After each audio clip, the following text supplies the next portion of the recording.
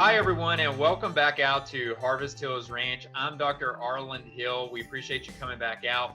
As you know, I'm a regenerative farmer, and also a functional medicine practitioner.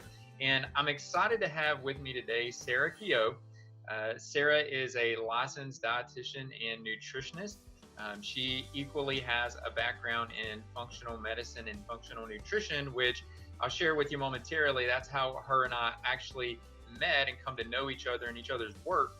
But Sara is also an eco-nutritionist, and you'll see why that is such a relevant term as we get further into our conversation today.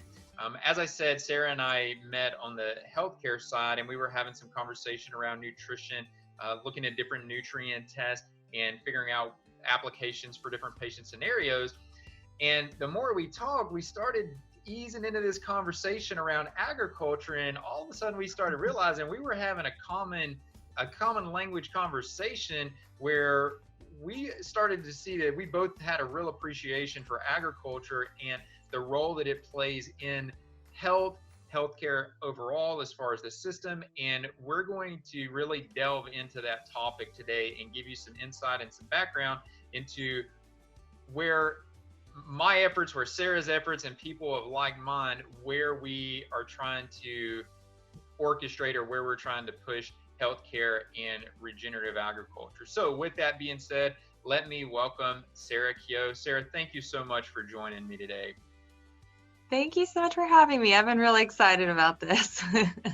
Yeah, I've been looking forward to having you on for some time now. And just because I think you have a very unique story. I think it's important to get this information out there because it's really at the crux of what you and I see on the clinical side. And unfortunately, as we're going to dive into, there is this disconnect between healthcare and between our food system. And you and I are working to try to reconnect that.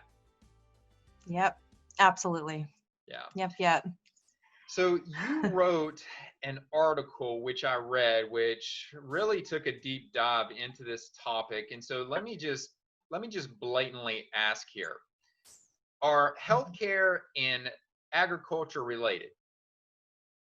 Without a doubt. Without a doubt. Without a doubt. It took me a while to connect those dots, even as a healthcare practitioner, but now it's just, wow, it's so clear how deeply connected they are. So expand on that a little bit. So how are healthcare and agriculture related? Because I don't think many people look at their doctor and a local farmer as having a tight relationship with each other. But here you and I are arguing that they should. So expand on that a little bit for us.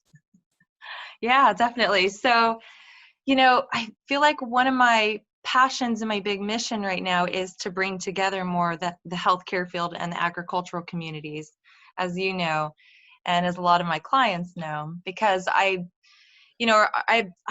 said numerous times now throughout webinars and talks I've given that I think farmers are really the true healers of this planet in multiple ways. And, number one, they're providing us nourishment, and which we should always be grateful for. And they're working hard to restore ecological health, which is, I know, something we'll touch on too.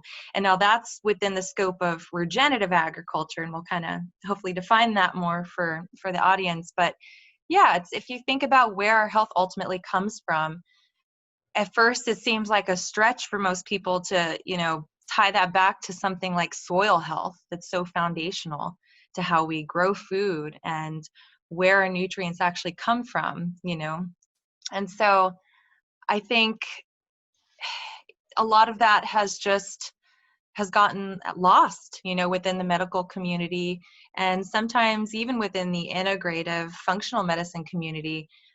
There's not this huge focus I've seen on food quality and really questioning, where is this food coming from? Where is our food coming from? Is it good enough to even just have organic anymore? When you have an organic factory farm or industrial farm that's really not doing anything to cultivate true soil health, So yeah, I think that's it's so obvious now, that I've learned more about the agricultural community and began questioning, our food quality. And I think one of the big things for me was when, and I know you've probably heard this before from your patients, when I had people that were either from outside the country that didn't live here, they grew up in a different country and their food tasted different, or people, that lived here their whole lives and ate food, if they've traveled somewhere in Europe or anywhere outside the United States. And I would always get the question, why does everything taste so different here? Why doesn't, fruits and vegetables have flavor? And even meats, I hear that about some of our animal proteins here too. And so I really start questioning that and diving deep into what's going on with our agricultural system and soil health. You're hitting on something right there that I don't think most people probably know, but I think it's extremely important to elaborate on, and it's just simply the taste of food. And most of us don't recognize that taste is a later quality that is developed in a plant.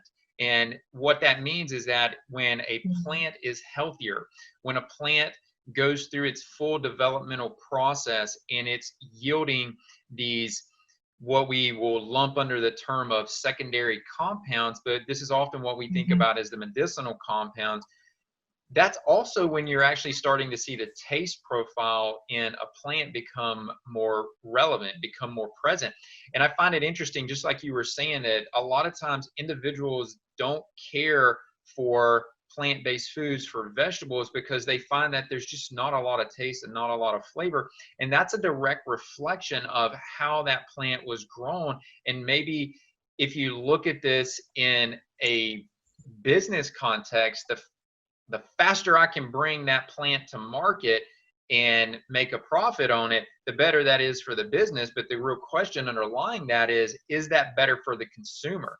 And I think we can easily look at that and suggest that, no, that's not better for the consumer. So it's also, that taste profile is something that we can easily utilize to say, yes, I'm eating a good quality food, or maybe I'm not eating such a good quality food. Right. No, and there's several wonderful points you just brought up there too, because the book Nourishment by Fred Provenza, which I shared a copy of that with you probably a year or two ago. Highly thankful for that. It was an incredible read. You're so welcome. I mean, I have so much respect for Fred, and he's, one of the people that I also give a lot of credit for helping to make me more aware of this whole flavor feedback mechanism.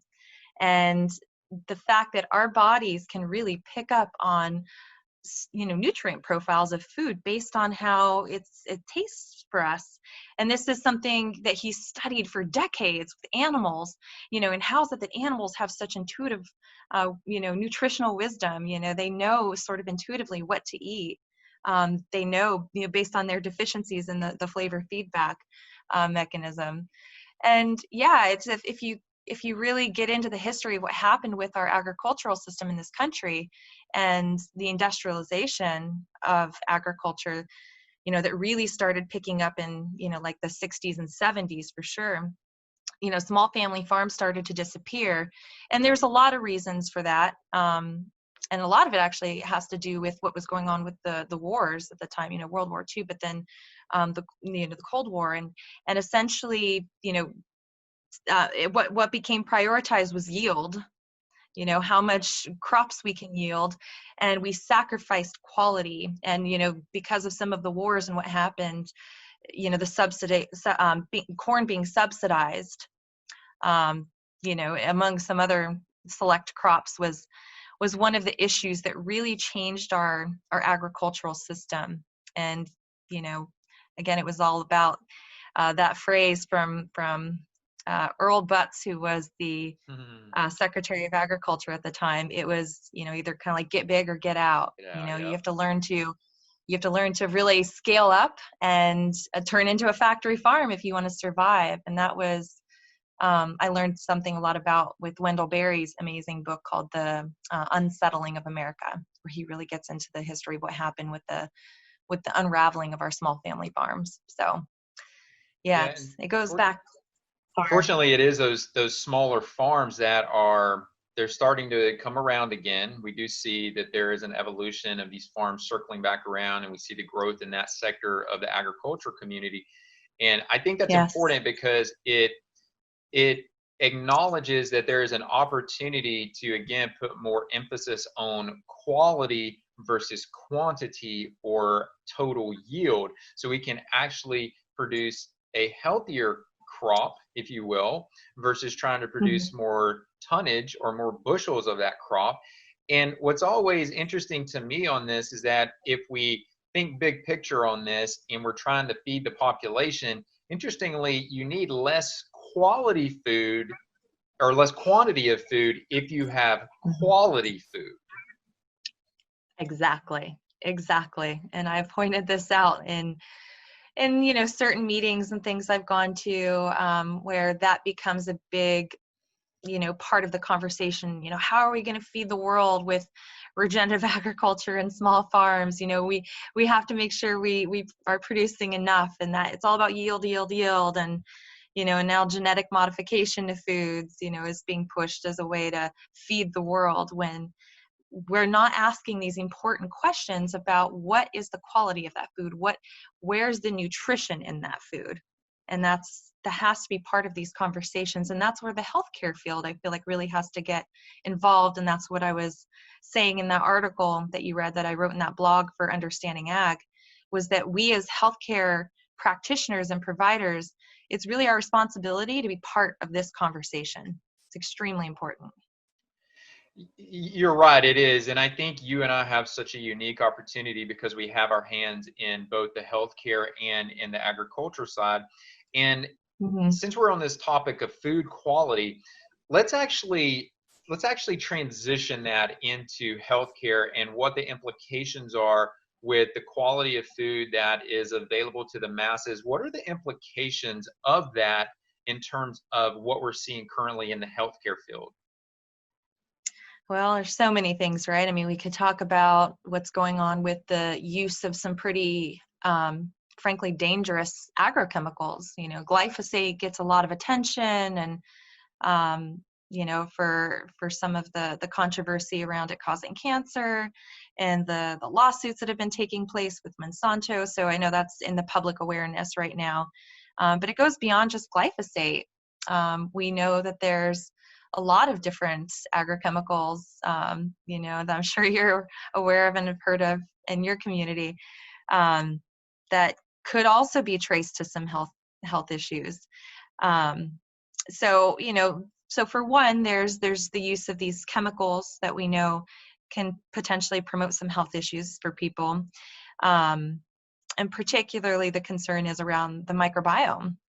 I think there's this interesting sort of analogy that, the way we've decimated a lot of our beneficial species in the human microbiome, and why people are struggling with so many gut issues, because of this dysbiosis and this microbiome balance, is very similar to what we've done to our soil, and how a lot of these agrochemicals have damaged our soil and the microbial life within the soil. And of course, that's not something, the average consumer is thinking about by any means, but that's something we should be thinking about, is how these chemicals impact those microbes in the soil, because that's extremely important for how plants utilize nutrients in the soil. But even beyond that, just also the proper grazing of animals, which is something I'm very, very much interested in, as are you, of course, with what you do on your farm.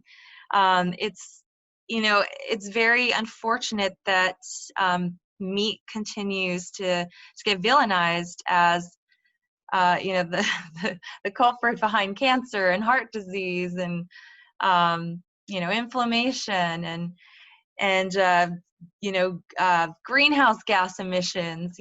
Meat just keeps getting this bad rap, and it's understandable why some people would think that, when we have all this industrial, factory farms, these CAFO, or concentrated animal feeding operations. We don't want animals that come from these feedlots that are given corn and soy and all these things that they're not naturally meant to eat, because that is an unhealthy animal, and we don't want to eat an unhealthy animal. But if we have a pasture raised animal that's eating a healthy diet, and if that animal's been grazed properly, that animal is critical for restoring ecosystem health and helping our grasslands thrive again. And that, of course, can go into a whole other topic beyond health, because then we're talking about ecosystem health and how that actually can help with the whole greenhouse gas emissions thing. So, I want to step back for a minute, and I want to touch on something that you were talking about that I want to make sure that our viewers don't miss.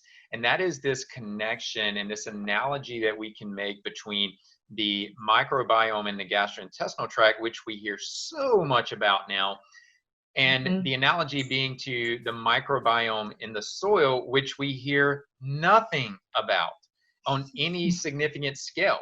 And these two are right. directly analogous to each other. and I'll just draw a couple of points of connection on this. You had suggested that the microbiome allows for increased nutrient uptake into the plants, and that's exactly what happens. We know that without really any question at this point, that the plants have needs, and they literally secrete compounds that interact with the microbiome in the soil that allows that microbiome to pull those nutrients back into those plants. And so whether we eat those plants or whether those plants are consumed by animals, either way, you're incorporating more nutrition into the animal's diet or into our diet. And even from my own research and some of the information that I professionally present to other practitioners, where we look at how individual nutrients can influence the microbiome. So we often hear things about, well, take probiotics to make your gut healthy, or take fiber to make your gut healthy. Well, yes, those things have a place and a role, but how about if we just get the right nutrients in through the food that we're consuming and take the time to be educated on where we're sourcing our food from, and then you don't have to worry about incorporating these supplemental things into the diet or having a routine supplementation. Again, when they're necessary, they're necessary, but we shouldn't be living on these things. Exactly. Yeah, definitely. I always, my motto has always been food first, supplements second. And, absolutely, I use supplements and they change lives. But at the end of the day, the food has to be there first as part of that foundation. And I tell my clients all the time, food, I truly do want food to be your medicine. Don't want you to be relying on these supplements. And, walking someone through a gut healing journey, as you know, can be incredibly complex. They might be dealing with IBS or SIBO, or just some kind of autoimmune issue in the gut, like, Crohn's or celiac. And a lot of this sometimes is just can be resolved with that first step of removing foods that are causing the damage, rather than what supplement do I need to take to heal my gut? What's the magic probiotic? And that's sometimes it's just life-changing results happen with just improving people's food quality. It's amazing. And then you don't have to go through such a lengthy process. Yeah, and it goes back to the old adage, food is medicine. The right food is medicine, but food can the right be medicine. Yeah. That's true, yeah. Sarah, you said earlier on, we need to define regenerative agriculture for our viewers, and I think you're spot on with that. So why don't you take the opportunity to define that? I will, and I have some awesome infographics too that I think will help demonstrate this for people. What is regenerative agriculture? And I think people are going to hear this term a lot more over the coming years. There used to be, just to kind of give consumers a little bit of background, obviously there's organic that came on the scene, right? Several decades ago, we started talking about organic more, and there's still debate over, what that even means. And I get questions all the time from clients, why does organic matter? Why should I buy organic foods? And then sustainable was the big term that was going around. And now we're talking about regenerative. And what I like to tell people is that regenerative agriculture is, just like the name implies, we are regenerating soil health. We're regenerating ecosystem health. And by doing that, people are going to have a more nutritious product that is actually better for the planet. And this is a beautiful, beautiful infographic from Force of Nature. Force of Nature is a company, forceofnaturemeats.com. You can go check out some of their very lovely infographics and some of the products they offer. They partner with several farmers throughout the U.S. From what I understand, one of their main suppliers is Rome Ranch in your state of Texas. And essentially, this I think is one of the best diagrams to really explain to people what is regenerative agriculture. And this is about whole ecosystem health, and this is where our health truly comes from too, is having a healthy ecosystem. And so, the sun, the rain, having biodiversity, having thriving grasslands and habitat is incredibly important part of nourishing the soil and regenerating our soil. The FAO, the Food and Agriculture Organization of the UN, gave a pretty alarming statistic that we have less than 60 harvests left before we have no more topsoil to grow food. And so we have, because of the industrialization of agriculture and not having a thriving ecosystem like what you're seeing in this picture, we've really eroded our topsoil quite a bit. And again, those nutrients go missing with that.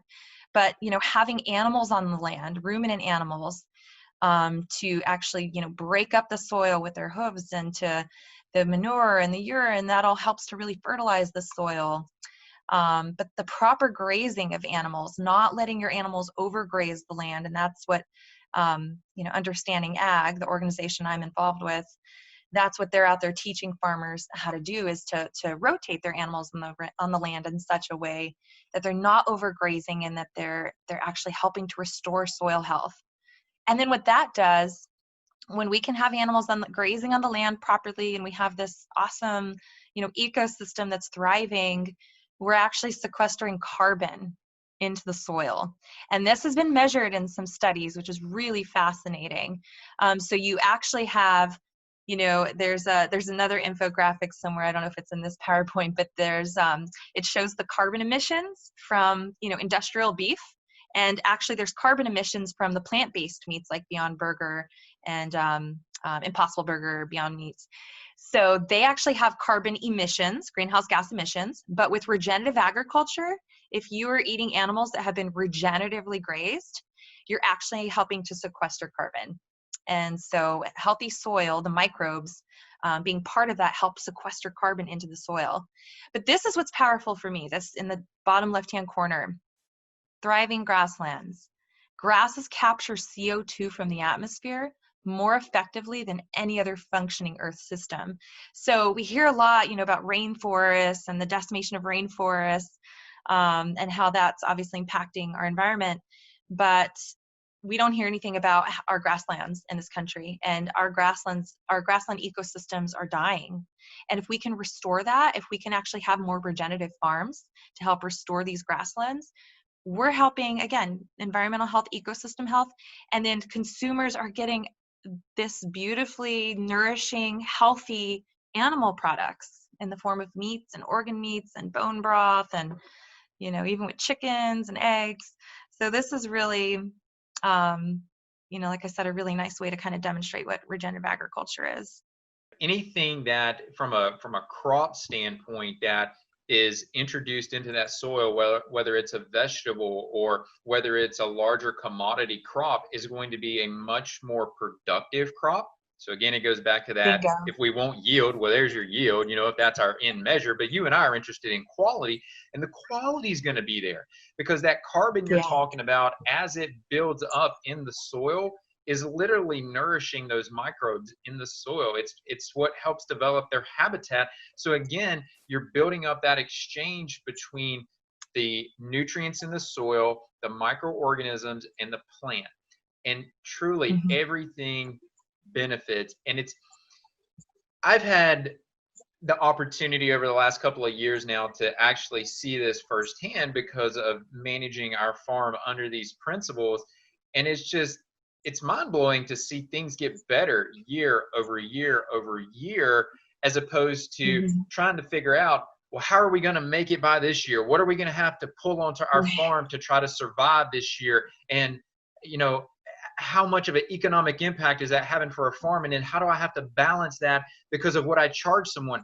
I don't have to have any of that conversation with myself. All I have to do is properly manage the animals, their interaction with the plants, and then making sure those plants are put in the ground at the right time if we're trying to grow, a vegetable or something of that nature. It's a much more simplistic process and much more efficient. Mm-hmm.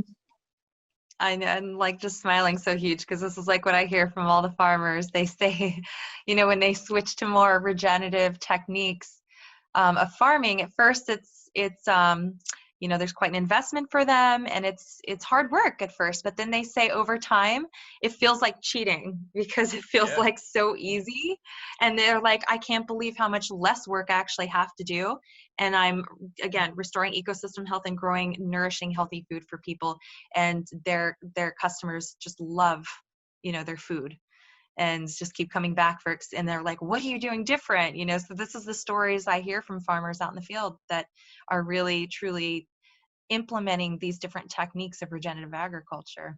And Biggest Little Farm is an amazing documentary that I'm sure you've seen, right?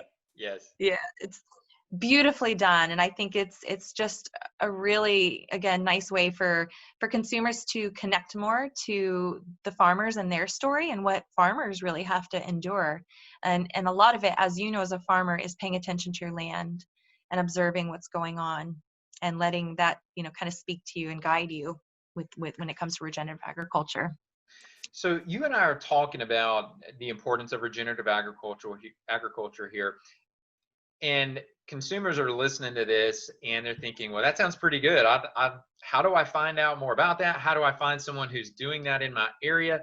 And how do I tie this back to my doctor and my health care? So if you were telling someone that, what would you share with them? Well, I have another little infographic that I think is nice to share. Let me see here real quick. So, this is, of course, a question that comes up all the time. Okay, great. This is wonderful. Where do I find this meat?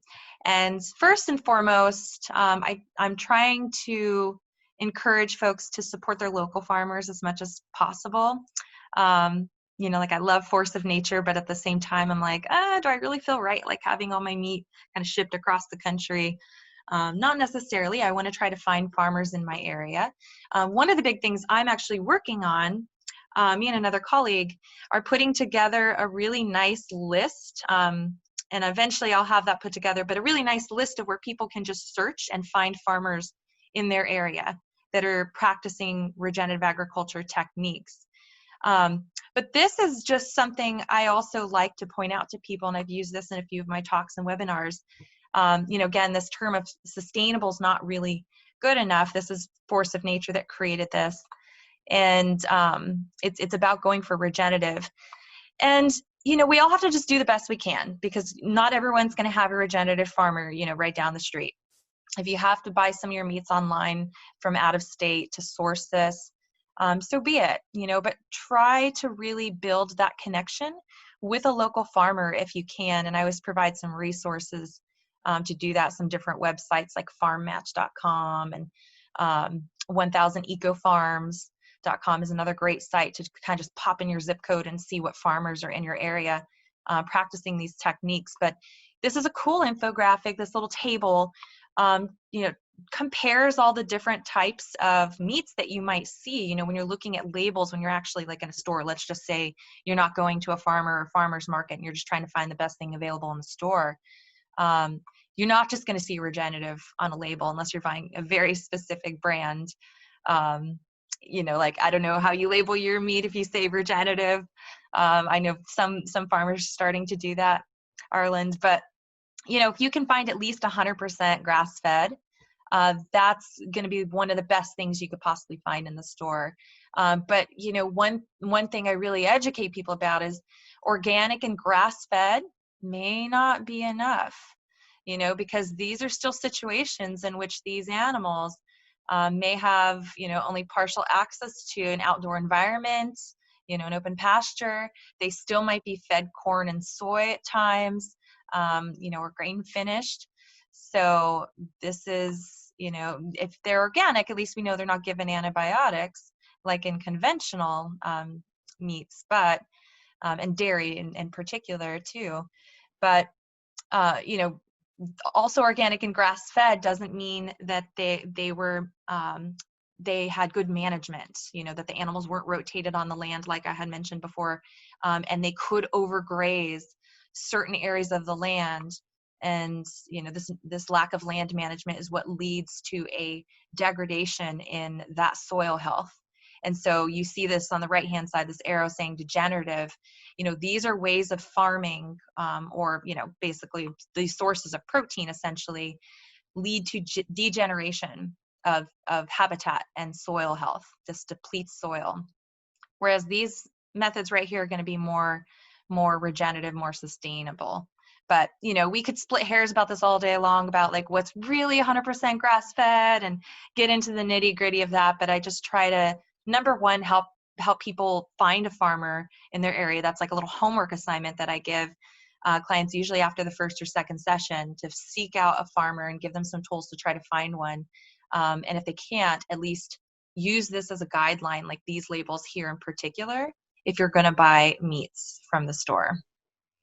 Yeah, I really like what you're saying, Sarah, because you're saying that as a consumer, you have to be proactive. So folks, I want you to hear that. You have to be proactive in seeking out quality food sources.